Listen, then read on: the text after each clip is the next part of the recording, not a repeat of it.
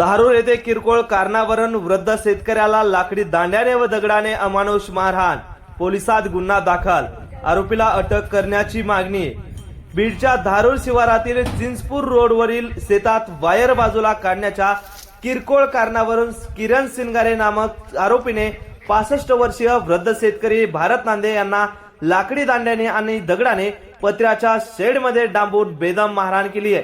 त्यानंतर विहिरीत फेकून देण्याचा सुद्धा प्रयत्न केलाय। दरम्यान शेतातील नागरिकांनी सोडव केल्याने मोठा अनर्थ टळलाय। यामध्ये जखमी झालेल्या वृद्ध शेतकऱ्यावर खासगी रुग्णालयात उपचार करण्यात आले आहेत। शेतकऱ्याच्या फिर्यादीवरून धारूर पोलिसांनी आरोपी विरुद्ध गुन्हा दाखल केलाय।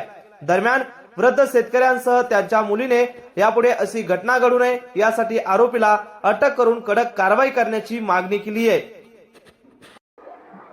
किरण राजाभाऊ शिंगारे यांनी आल्याबरोबर मारहाण केली आणि विहिरीत टाकण्याचा प्रयत्न केला।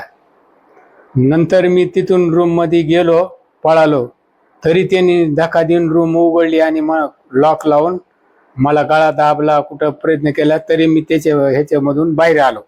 त्याच्यानंतर मला लाकडाने मारीत लांब खाली नेलं आणि दुसऱ्याच्या रूम मध्ये लपलो तरी वरून दगड घातले। ती म्हणे ह्याला खलास केल्याशिवाय मी जाणार नाही। काय नेमकं तुम्हाला मारहाणी मागचं नेमकं काय कारण होतं? कारण म्हणजे कॉलेज पशी वायर त्यानं चोरून घेतलेलं बुजलं होतं आणि ती काढून टाकलं आणि ती लांबण लागली, JCB लवकर आली नाही म्हणून।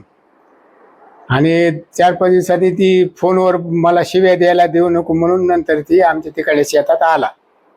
तुम्हाला डांबून मारहाण झाली? काय मागणी आहे? आमची मागणी आहे की त्याला शासन व्हायला पाहिजे, अटक अजून पण झालेली नाही, करायला पाहिजे। तो मोकळा घडलं होतं, तुमच्या वडिलांवरती कुणी हल्ला केलेला आहे आणि कुठे तो झाला?